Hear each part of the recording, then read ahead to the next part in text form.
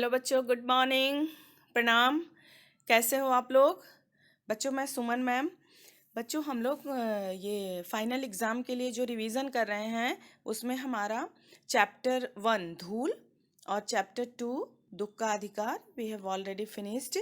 Now today I am going to explain chapter 3 Everest मेरी शिखर यात्रा। बच्चों, जितना भी मैं ये फर्स्ट चैप्टर का सेकंड चैप्टर का एमसीक्यू भेज रही हूँ अथवा क्वेश्चन आंसर हो, आपको दोनों तरह से उसे प्रिपेयर करना है। और टेक्स्ट बुक के पीछे का आपकी जो टेक्स्ट बुक है, मेन टेक्स्ट बुक स्पर्श भाग 2 1, उसके पीछे जो टेक्सटुअल क्वेश्चन आंसर है वो तो आपको करना ही करना है। तो क्योंकि इसमें लघुत्तरीय, अति लघुत्तरीय और निबंधात्मक प्रश्न आपको पूछे जाएंगे। बच्चों, हमारे पास समय बहुत कम है, इसलिए जितना भी आपको दिया जा रहा है, करवाया जा रहा है, उसको साथ साथ आप लोग लर्न बाय हार्ट करते चलेगा। और जब भी आपका लाइव सेशन हो, जो मैं आपको ये भेजती हूँ पीडीएफ, उसमें आप लोग जो लर्न करते हो या कोई क्वेश्चन आपको नहीं समझ में आया अथवा उसके साथ जो आपको होमवर्क करना रहता है नहीं आया, तो आप हमसे फ़ोन करके पूछ सकते हैं अथवा जब हमारा लाइव सेशन हो तो आप अपना डाउट क्लियर कर सकते हैं। तो बच्चों, आज हम ये तीसरा चैप्टर एवरेस्ट मेरी शिखर यात्रा, इसका हम रिवीजन करेंगे। तो बच्चों, बहुत लंबा वीडियो नहीं बनाऊंगी, सिर्फ थोड़ा सा समरी जैसा ही आपको बताऊंगी, क्योंकि वीडियो का मकसद सिर्फ आपको समझाना है। बाकी वीडियो तो पहले ऑलरेडी आपके पास गए हुए हैं, अगर कोई भी प्रॉब्लम हो तो आप उसे देख सकते हैं। बच्चों, एवरेस्ट मेरी शिखर यात्रा ये स्वयं वैचेंद्री पाल द्वारा ही लिखित है, वही इसकी लेखिका भी हैं।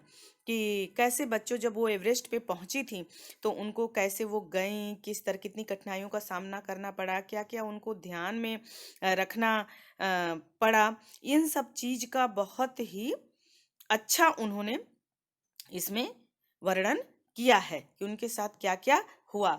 जब वो बच्चों अंतिम पड़ाव से शिखर पर पहुंचकर उन्होंने तिरंगा लहराने का पल पल का ब्यौरा, कि कैसे वहां पे खड़ी होने की जगह नहीं थी, उन्होंने फावड़े से उसे खोदा और थोड़ा सा खड़ा होने का जगह बनाया। फिर जो अपने साथ वो चित्र ले गई थी बच्चों, माँ दुर्गा का और हनुमान चालीसा, उसको उन्होंने उस जमीन के अंदर वहां पे उसको गाड़ दिया। तो ये सब जो एवरेस्ट अभियान दल बच्चों 7 मार्च को दिल्ली से काठमांडू के लिए चला था। और इस दल में पहले से एक मजबूत दल हिमपात रास्ते को, हिमपात मतलब जो बर्फ का रास्ता, उसको साफ करने के लिए वो अ, अ, अ, रास्ते को साफ करके बेस कैंप बनाने के लिए रवाना हो चुका था। और उन्होंने पहले से बच्चों कैसे एवरेस्ट को निहारा था, और नेपालियों में उसे सागर माथा के नाम से जाना जाता है। बच्चों, ढेर सारे शेरपा वहीं पे रहते हैं। वहीं नेपाल मतलब जो सागर माथा है जहाँ पे उसको एवरेस्ट को कहते हैं, वहीं पे ढेर सारे शेरपा रहते हैं। और वहाँ से उन्होंने बेटा एक बहुत भारी बर्फ का फूल देखा था, जो कि फूल जो है शिखर पे चढ़ने वालों को तेज बर्फीली हवाओं का सामना करना पड़ता है। और लेखिका जो है वो फूल कैसे बनता है पहले देखिए, जिसको प्लूम कहते हैं, कि जब तेज हवा से रफ्तार से बर्फ उड़ती हवा चलती है और बर्फ के कण उसमें उड़ते हैं तो उसके कारण वो फूल बन जाता है। लेखिका निडर होकर इस चुनौती का सामना करना चाहती थी। और 26 मार्च को बेटा अभियान दल जो है वो पेरिस पहुंचता है। पहुंचने का समाचार मिला। जो खुम्बू हिमपात पर जाने वाले 16 शेरपा कुलियों में से बर्फ खिसकने के कारण एक शेरपा की मौत भी हो गई थी। मैंने आप लोगों को चैप्टर में ये पूरा बताया है बच्चों। कर्नल खुल्लर ने बताया कि एवरेस्ट जैसे महान अभियान में खतरों और मृत्यु को सहज रूप से स्वीकार करना पड़ता है। बेस कैंप पहुंचकर पता चला कि प्रतिकूल जलवायु के कारण एक रसोई सहायक की मृत्यु हो गई है। और बच्चों, डॉक्टर मीनू मेहता ने एल्युमिनियम की सीढ़ियां कैसे बनाई जाती हैं, लट्ठों से रस्सियों का उपयोग करना सिखाया। लेखिका और रीता गोब्बू, ये दोनों लोग साथ साथ में थे, दोनों के पास वॉकी टॉकी था। और 29 अप्रैल को अंगदोरजी, लोपसांग और गगन बिस्सा, ये सारे नाम आप लर्न करना, गगन बिस्सा साउथ कोल पहुंच गए। 4900 मीटर की ऊंचाई पर यह कैंप बना था। लेखिका को स्मरण हो आया कि बेस कैंप पर तेनजिंग ने अपनी पुत्री के सामने बचेंद्री पाल की प्रशंसा करते हुए कहा था। बच्चों, इसमें एक मार्क में कभी कभी ये पूछ लेते हैं कि तेनजिंग की पुत्री का नाम क्या था, तो डेकी। उनकी पुत्री डेकी थी। उन्होंने उसके सामने कहा था कि तुम एक पक्की पर्वतीय लड़की लगती हो, तुम्हें तो शिखर पर पहले ही प्रयास में पहुंच जाना चाहिए। किसने कहा था? तेनजिंग ने अपनी पुत्री डेकी के सामने बचेंद्री पाल की प्रशंसा की थी। और 15 से 16 मई सन 1984 को बुद्ध पूर्णिमा के दिन मैं बचेंद्री पाल ऐसे कहती हैं कि वो लोहोत्से की बर्फीली सीधी ढलान पर अपने तंबू में सोई हुई थी और अचानक रात में बच्चों 12:30 बजे एक धमाका हुआ और बर्फ की एक चट्टान उनके शरीर को रगड़ती हुई निकल गई। अब यहाँ पे एक विशाल हिमपुंज बन गया था। हर व्यक्ति घायल हो गया था। लोब्सांग ने अपनी स्विस छुरी की मदद, उसकी छुरी कौन सी थी बच्चों? स्विस, ये सब याद रखना, की मदद से तंबू का रास्ता साफ किया तथा लेखिका को बर्फ की कब्र से निकाल लाए। अब बच्चों, सभी 9 पुरुष सदस्यों को चोटों तथा टूटी हड्डियों आदि के कारण उनको बेस कैंप उन्हें भेजना पड़ा। कर्नल खुल्लर ने यह पूछने पर कि बचेंद्री तुम वापस जाना चाहोगे, तो बचेंद्री ने मना कर दिया था कि ये सारा देखने के बाद वो बर्फ का जो पिंड उनके ऊपर गिरा कि तुम वापस जाना चाहोगे घर। बचेंद्री पाल ने कहा कि नहीं सर, मैं घर नहीं जाऊंगी, मैं अपने अभियान को पूरा करूंगी। और अगले दिन सुबह 6:20 पे अंगदोर जी और बचेंद्री शिखर यात्रा के लिए निकले। उन्होंने बिना रस्सी की चढ़ाई शुरू की बच्चों। 2 घंटे में वे शिखर कैंप पर पहुंच गए।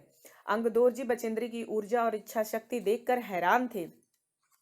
अगर वे इसी गति से चलते रहे तो दोपहर 1 बजे तक शिखर पे पहुंच जाएंगे। चाय पीने के बाद उन्होंने पुनः यात्रा शुरू की। लहाटू एक नायलान की रस्सी लाया था। अंगदोर जी और बचेंद्री उसी रस्सी के सहारे ऊपर चढ़ रहे थे। लहाटू ने चढ़ाई के समय ध्यान दिया कि बचेंद्री 4 लीटर की जगह 2.5 लीटर ऑक्सीजन ले रही हैं। तब उसने आपूर्ति बढ़ा दी और बचेंद्री को वह कठिन चढ़ाई आसान लगने लगी। और बच्चों, 23 मई सन 1984 को दोपहर 1:07 वह एवरेस्ट पर खड़ी थी। वो कितना अभिमान का, कितना गर्व का समय रहा होगा उनके लिए। वह एवरेस्ट पर चढ़ने वाली प्रथम भारतीय महिला बनी थी। बचेंद्री ने घुटनों के बल बैठकर माथे को बर्फ से लगाकर सागर माथे के ताज को चूमा। उसने अपने थैले से माँ दुर्गा का चित्र और हनुमान चालीसा निकाला। पूजा करके उन्हें वहीं बर्फ में दबा दिया। उन्होंने अपने माता पिता को श्रद्धा पूर्वक याद किया। कर्नल खुल्लर ने बधाई देते हुए कहा, मैं तुम्हारे माता पिता को बधाई देना चाहूंगा। देश को तुम पर गर्व है। एक नया संसार तुम्हारी प्रतीक्षा कर रहा है। बच्चों, ये है एवरेस्ट मेरी शिखर यात्रा का पूरा वर्णन, जो मैंने आपको शॉर्ट में उसकी समरी बताई है। आप लोग उसका टेक्स्ट बुक जरूर पढ़ना बच्चों। तो अगर ऐसा कोई क्वेश्चन आता है कि आपको एवरेस्ट मेरी शिखर यात्रा से क्या, इसका उद्देश्य क्या है और इससे क्या संदेश मिलता है, तो आप बताओगे कि इस पाठ का उद्देश्य पाठकों को कठिन से कठिन परिस्थितियों में आगे बढ़ते रहने की प्रेरणा देता है। यदि इच्छा शक्ति प्रबल हो और लक्ष्य को प्राप्त करने का जुनून हो तो कुछ भी हासिल करना असंभव नहीं है। बचेंद्री पाल का जीवन सभी युवाओं के लिए प्रेरणादायक है और नारी शक्ति का एक ज्वलंत दृष्टांत है। इस तरह से करके बेटा आप लिखोगे। और इस शीर्षक की सार्थकता, शीर्षक मतलब जो चैप्टर का नाम है एवरेस्ट मेरी शिखर यात्रा, इसकी सार्थकता क्या है? इस पाठ का शीर्षक सर्वथा सार्थक है क्योंकि यह बचेंद्री पाल की रोमांचक यात्रा का वर्णन है जिसे उन्होंने स्वयं कलमबद्ध किया है। कलमबद्ध किया मतलब खुद अपने हाथों से लिखा है अपने। उनके लिए शब्द इतने सशक्त हैं कि हम लेखिका के साथ उनकी एवरेस्ट यात्रा में लगातार शामिल रहते हैं। बचेंद्री पाल के द्वारा स्वयं लिखे जाने के कारण एवरेस्ट मेरी शिखर यात्रा एक सर्वथा उपयुक्त शीर्षक है। बच्चों, इसके बाद मैंने पीडीएफ में आप लोगों को अति लघुत्तरीय प्रश्न ढेर सारे भेजे हैं, जो 7 है, और लघुत्तरीय प्रश्न जो है वो भी 5 है, और दीर्घ उत्तरीय प्रश्न बच्चों जो है वो 2 है। इसके बाद आप लोग देखेंगे बच्चों कि लास्ट में अतिरिक्त प्रश्न है जो 9 क्वेश्चन है। अब ये 9 के 9 क्वेश्चंस बेटा, यही 9 क्वेश्चन आपको नोटबुक में लिख करके गूगल क्लासरूम में सबमिट कर देना है। यही 9 के 9 क्वेश्चन जो अतिरिक्त क्वेश्चन इसमें दिया हुआ है, समझ लीजिए आपका टेस्ट है। तो टेक्स्ट बुक आप पढ़िएगा और जो मैंने ये पीडीएफ भेजा है उसमें भी आपको सारे आंसर ये मिल जाएंगे और आप अपने आप से इसको बना करके लिखिएगा। सिर्फ इतना ही मुझे कहना है। ये अतिरिक्त क्वेश्चन ही आपको जरूर से जरूर इसमें बच्चों लिखना है। इसमें से एग्जाम में भी आपको आ सकता है। तो जो पीडीएफ मैं भेजूंगी बच्चों, तो ऐसा नहीं कि सारे पीडीएफ के क्वेश्चन आंसर आपको लिखना है, सिर्फ आपको लर्न बाय हार्ट करना है। जो इसमें अतिरिक्त 9 क्वेश्चन है यही आपका टेस्ट है। ये आप टेक्स्ट बुक से ढूंढ के, चाहे इस PDF से ढूंढ के, जहाँ से भी ढूंढ से आप अपनी नोटबुक में लिख करके इसको आप गूगल क्लासरूम में बच्चों सबमिट कर देना। धन्यवाद।